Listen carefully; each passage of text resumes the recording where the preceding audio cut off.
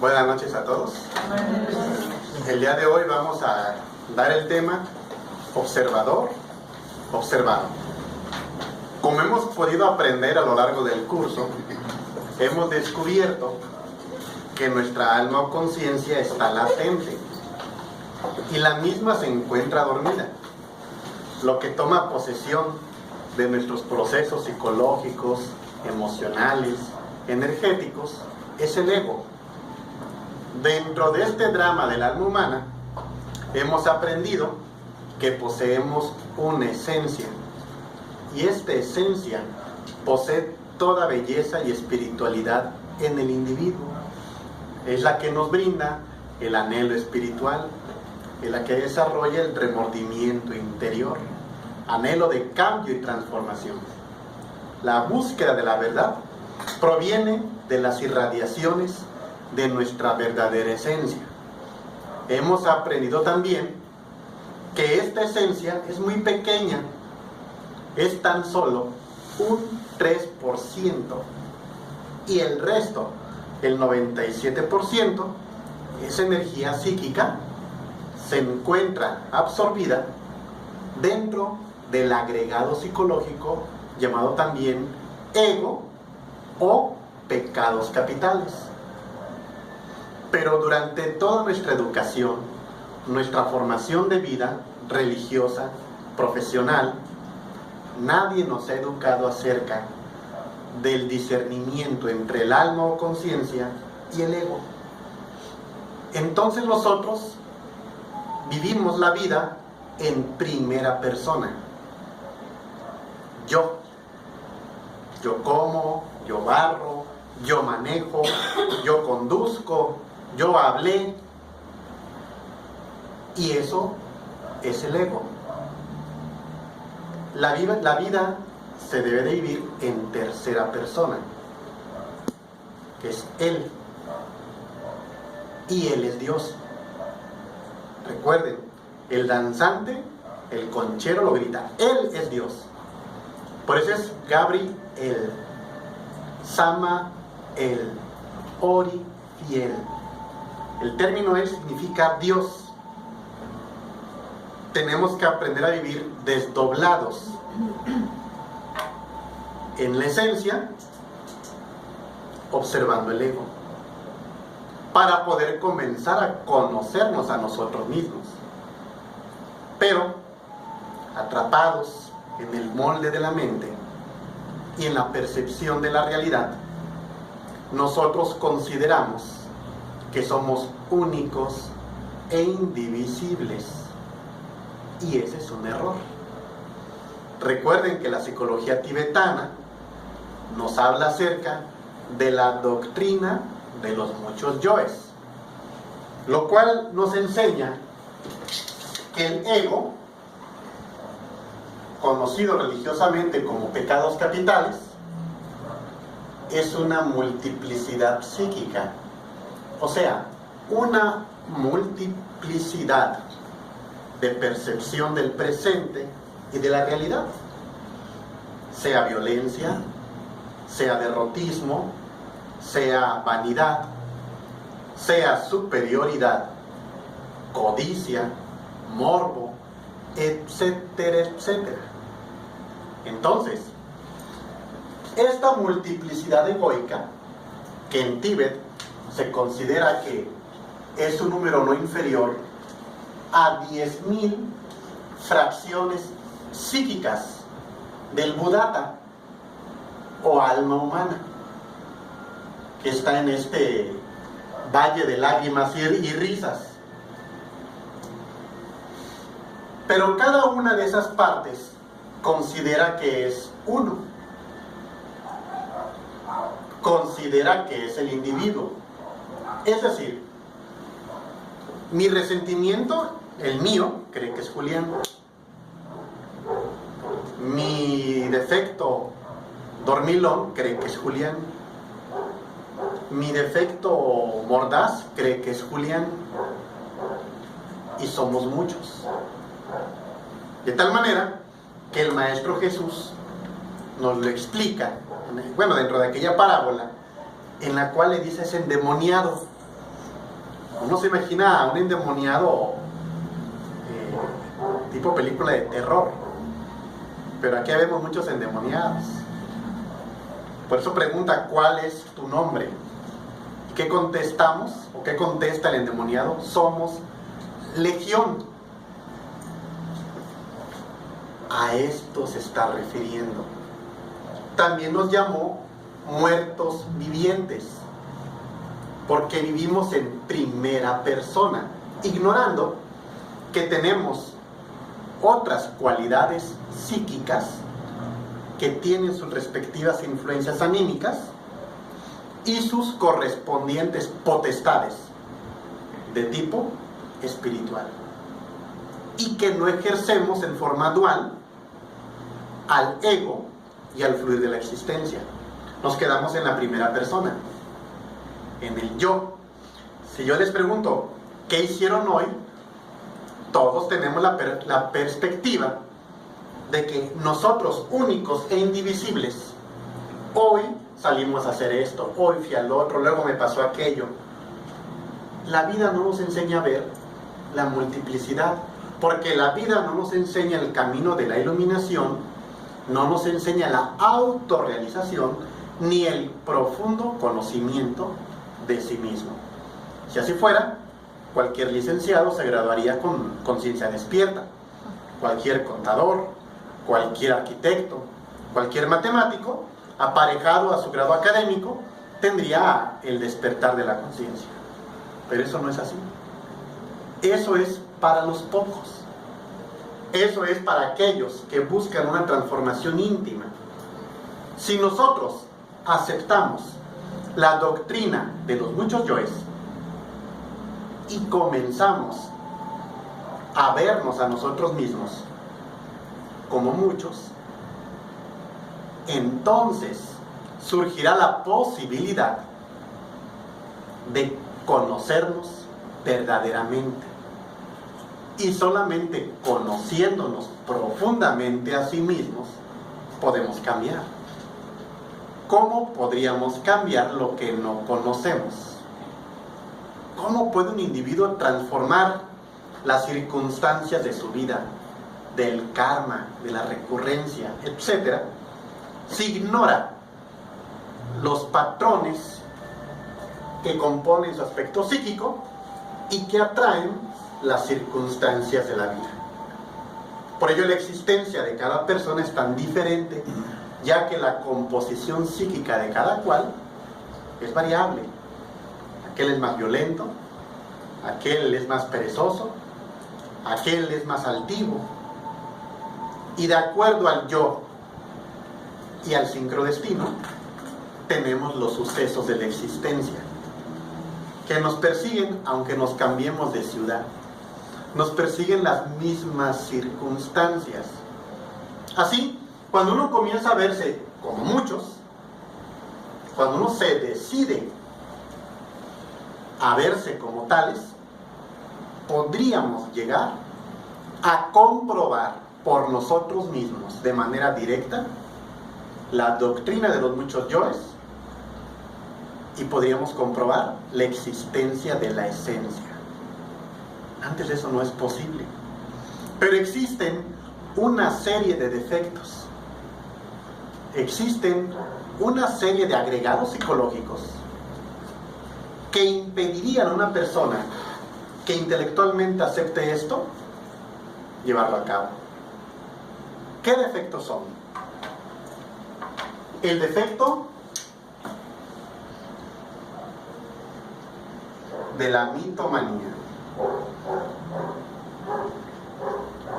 Recordarán ustedes cuando comenzó este curso, la primera clase, ¡wow! La segunda, de arqueología prohibida, mundo de los sueños, ¡wow! Ego, esencia, personalidad, ¿verdad? Y los angelólogos salieron volando. Porque una persona llena de mitomanía no puede resistir el conocimiento de sí mismo.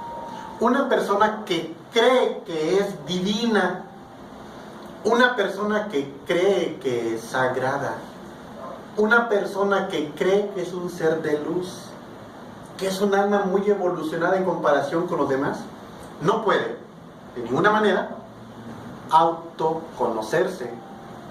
¿Acaso un padre que está ciego de vano amor por sus hijos les haría defecto? Aunque sean unos monstruos, los ve hermosos, los ve perfectos, los ve correctos. Y así hagan la peor de las bajezas, ¿de quién va a ser la culpa? De los demás, ¿verdad? Ah, es que esa muchacha vino a perturbar a mi hijo, ¿verdad? Los amigotes, y eres el que les lleva la droga a todos. ¿Qué pasará en nuestro mundo psicológico si nosotros tenemos la acepción de que somos ángeles, de que somos maestros de luz, de que ya somos dioses? Ya tomé un curso de diosas, y por lo tanto ya soy uno con la divinidad. Me tomo la foto para el Face y mejor poso y ya. Esa forma de pensar nos impide de liberar la esencia que comprobaría nuestro mundo interior, porque esto se convierte en una venda psíquica. Por ejemplo, estábamos viendo por ahí un documental en el cual unas personas provenían de África, una película, creo que del Congo, y llegaban a Inglaterra. Entonces tenían un trabajo en un restaurante, y cuando se tiraban los sobrantes, ellos comenzaron a llorar de tristeza y de dolor. Trataron de recuperar la comida, se los impidieron, les llamaron la atención. O sea, ellos no podían entender, en base al sufrimiento y la carencia de su realidad, que acá nos diéramos el lujo de tirar la comida. No podían entender el punto de vista del otro, y en el mundo de los otros ellos no estaban coincidiendo. Así la mitomanía. Quien tiene tales ideas de sí mismo no se va a ver un error. ¿Cómo si yo soy luz? Es que este disque maestro, ¿verdad? Tiene un carácter que qué bárbaro. ¿Y qué va a decir esta persona? Lo que pasa es de que yo soy un ser que viene de tal luz, que es de fuerza y de rigor, y por lo tanto, así soy cuando se me acerca ese Dios. Ah, sí. O aquel que anda correteando a las estudiantes, ¿no? Ah, mírate, es que te debo de ayudar a levantar tus fuegos sagrados. Vente a tal hora, ¿no? Te espero. Oiga, que eso es lujuria. No. Lo que pasa es que te voy a dar el toque del gurú. El toque y el retoque y todo lo demás. Eso es lo que sucede con estos individuos. Y comienzan a crear fantasías de sí mismos. Y llegan a caer en extremos terribles. ¿Saben ustedes cuántas personas vivas hoy día afirman que son la reencarnación de Jesucristo? Y algunos hasta tienen cuerpo de mujer. Ah, no, pero yo soy Jesucristo.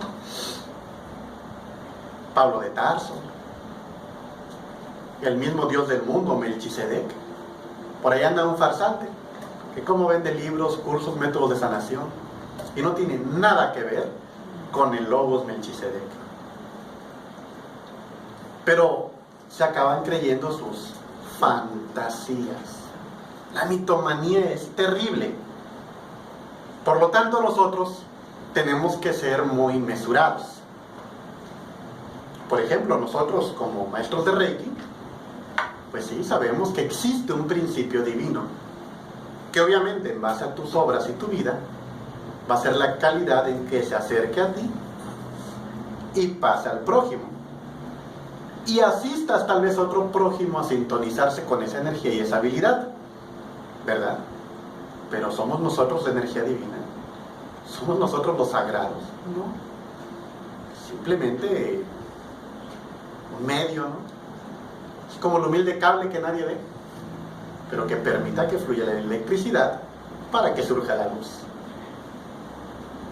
Yo recuerdo que conocí una persona por allí que exigía que colocaran su fotografía en un altar por haberlos iniciado en Reiki. válgame Dios. Y el fulano por ahí anda medio crudo, por ahí la anda regando, mal uso del verbo. Es terrible. La mitomanía es terrible. El verdadero maestro y ser espiritual, lo más sagrado está profundamente dentro de nosotros. Y el día que ese aspecto divino sea en nosotros no estaremos porque somos legión. Es cuando el verbo se hace carne y sangre y camina entre los hombres. Otro defecto que impide la vivencia de este trabajo es la egolatría.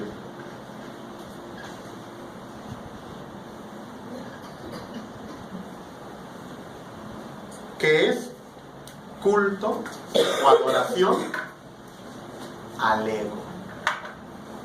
Y es terrible. Hay personas que sí aceptan intelectualmente la doctrina de los muchos yoes, hasta la pueden repetir a otros, etcétera, pero no están dispuestos a cambiar su resentimiento. Así, o sea, ok, yo acepto esto, pero nomás no te metas con esto de mí. Eso es la egolatría. Es una persona que está precondicionada a no cambiar tal aspecto psíquico y emocional, que obviamente es egoico. Hay personas que no quieren cambiar ni su forma de hablar, ni su forma de vestir inclusive. Recuerdo cuando conocí estas enseñanzas. Digo, por si se imaginan algo diferente, ¿verdad? Mis guanteletas con estoperoles, mis camisas de calaveras acá. Sí, bien chemo. No, chemo no. La gorrita así, ¿no? No, eso no. Es para héroes, para héroes. Obviamente que cuando me comienzo a observar a mí mismo, me doy cuenta que mi verdadera esencia no tenía que ver con esa presentación humana. Y por lo tanto, surge el refinamiento en el individuo. Obviamente que quien se observa a sí mismo, quien comienza a hacer un trabajo sobre sí, descubre que hay palabras que son inapropiadas para sí mismo, para su parte espiritual. Surge el autorrespeto. Hay lugares donde no nos podemos posar por autorrespeto. El qué dirá no tiene nada que ver. Respeto por tu ser interior profundo. Entonces, el ególatra incluso exalta su agregado. ¿Sí? Se vuelve la persona cínica, porque entroniza al ego y va a aceptar todo lo que no ataque o no ponga en riesgo su ego. Yo recuerdo un amigo mío de hace ya como 18 años, que yo era estudiante al igual que ustedes, y él me decía: mira Julián, yo estoy en esta enseñanza muy a gusto, pero tengo una serie de mandamientos, y yo esos mandamientos los hice desde pequeño, por cómo sufrieron mis padres, cómo me trató la gente, etcétera, etcétera. Él vendía periódicos. Una vida muy sufrida, muy humilde, la de este muchacho, pero estaba lleno de resentimiento. Y el primer mandamiento que yo tengo es: no confíes en nadie. ¿Cómo puede llamar hermano a otro ser humano con un mandamiento de ese tipo? Con una egolatría hacia el defecto del odio. ¿Me entienden? Y así vemos personas irresponsables que, por ejemplo, bueno, ¿es que no se supone que Dios nos protege? Y le dejamos a Él toda la responsabilidad humana que nos corresponde a nosotros. Y tomar estas enseñanzas con la egolatría no nos conduce a ninguna parte, porque entonces no se avanza y se pierde el tiempo. Imagínense un matrimonio lleno de resentimiento que conoce esta enseñanza y que no están dispuestos a perdonarse, a reenamorarse, a eliminar hasta la sombra misma del resentimiento. Entonces, ¿qué va a pasar? Entonces, ¿para qué nos va a servir Si no estamos dispuestos a ser más laboriosos, si no estamos dispuestos a dejar de venerar el ego. ¿Y saben qué va a pasar? Y no es que mi persona los siga, los conozca. Lo que va a suceder es de que la verdad va a buscar un medio para hacernos ver nuestra mentira. Y se nos va a salir aquí, en el tema, en la convivencia, etc. Y quien sea ególatra se sentirá ofendido. En lugar de decir, ¿qué se ofende? ¿Será que yo soy ese resentido? ¿Será que yo soy ese que no es laborioso? ¿Comprenden? Porque somos imperfección, pero la egolatría no está dispuesto o no está dispuesta a admitirla. Otro defecto u otra característica de aquellos que no podrán progresar en esto es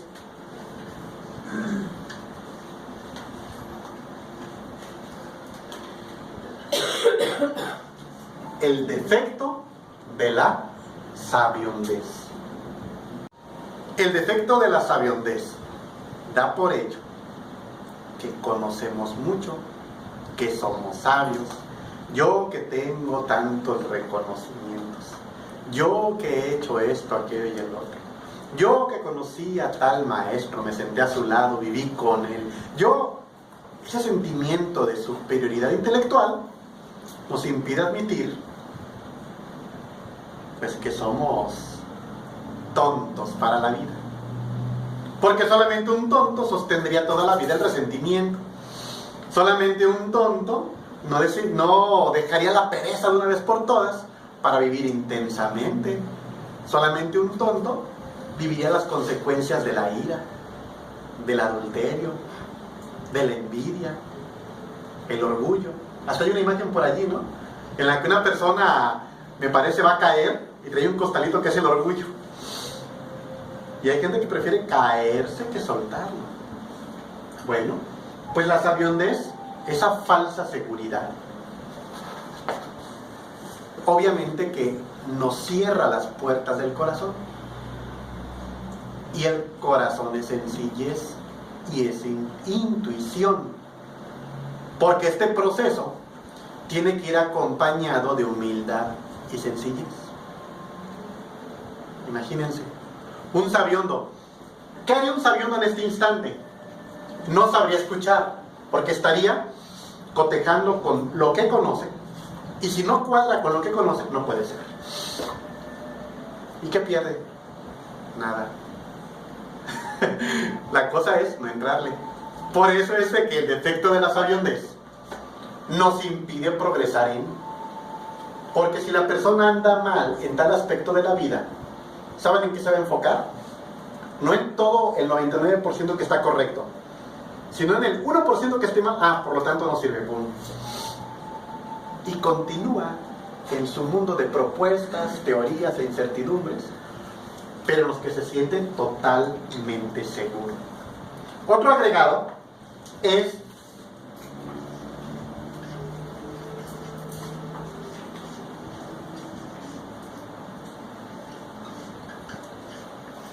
el orgullo místico.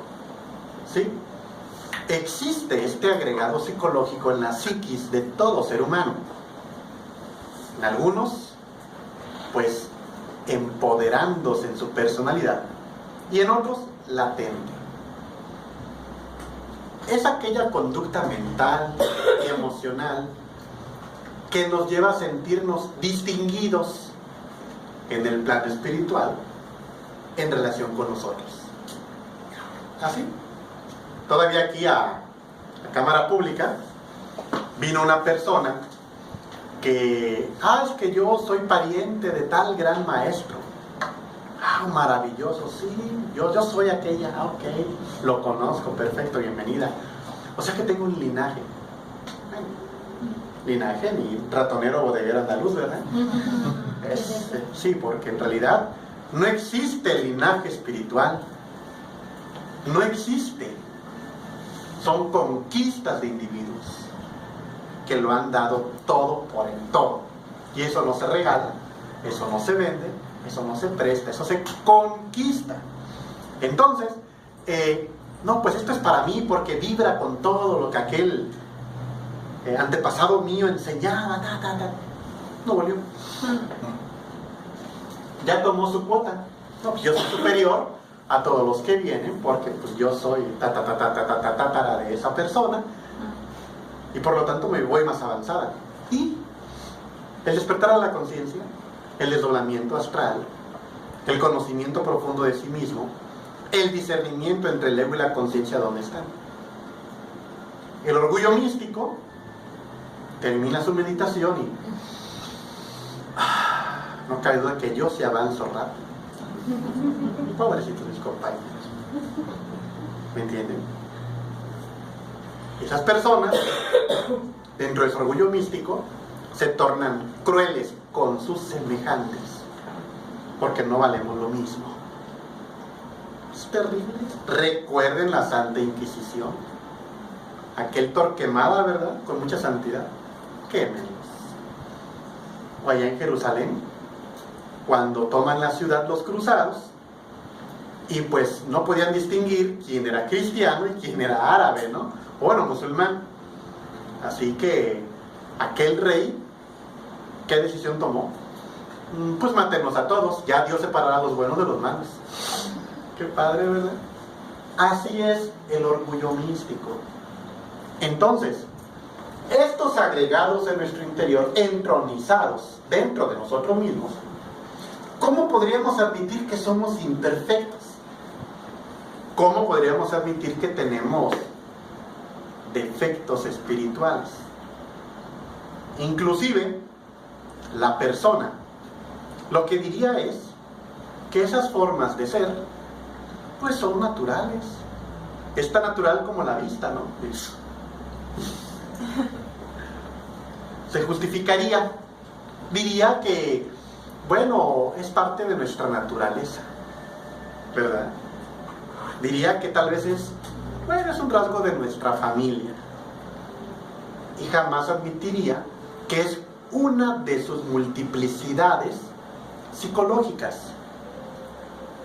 Una de muchas entidades que nos poseen a través de la esfera intelectual, emocional, motriz, instintiva y sexual, que son los 5 aspectos o las 5 esferas en las cuales nuestra máquina humana funciona y que son el efecto de la posesión de un ego en nosotros. Entonces, si nosotros pretendemos conocernos profundamente, necesitamos hacerlo desde la base de ser muchos. Una persona que cree que es uno, único, irrepetible, maravilloso, sagrado, pues para esa persona lo que piensa, él lo pensó, lo que siente, él lo sintió. Los impulsos pues, son naturales, porque cree que es uno. Vive la vida en primera persona, en yo. El yo del orgullo, el yo de la ira, el yo de la lujuria, el yo de la envidia, el yo de la codicia, el yo de la pereza, el yo de la gula. No lo vive en tercera persona. Él, que es eso que le conecta a la divinidad, su esencia más profunda. Para esta persona, los eventos del día son cronológicos y vividos en primera persona. Para el que se conoce a sí mismo, son eventos externos que generan estados internos. O sea, alguien se te mete en la fila, eso es fuera de ti. Pero ¿qué ocurre en tu conciencia? ¿Qué piensas? De inicio juzgas, ¿no? Se me metió. Oiga, disculpe, hay fila. ¿Qué pensó? ¿Qué juzgó? ¿Qué ¿Qué sentiste? Pues que fue una injusticia, sí. Pero eso era espiritual en ti. No, se siente en el corazón, se siente en la boca del estómago. Y lo haces de forma inconsciente y mecánica. Y si ganas, te queda una emoción violenta. Y si no ganas, te arde el orgullo. Entonces, ¿qué es? Es ego. Pero si tú piensas que eres uno, no lo vas a ver venir. Será la anécdota del día. Pero para el que se conoce a sí mismo, descubre que le surgió algo. Hirió uno de mis múltiples defectos: la autoimportancia. Tener un turno es autoimportancia. Porque es mi lugar, porque soy cliente, porque valemos lo mismo y seguía yo. Te brincan el turno, pues te duele. Claro que te duele, porque tienes orgullo y tienes el defecto de la autoimportancia, más el defecto de la agresividad, porque ya hirieron tu autoimportancia. ¿Y por qué actuaste? Fue una forma de expresar tu inconformidad. Fuiste agresivo. Fíjense. ¿Y de qué tamaño tu agresividad? ¿Hasta qué punto quedaste resentido y no pudiste ver a Dios dentro de esa persona después de que perdiste o ganaste? ¿Te salió el defecto de ser irónico?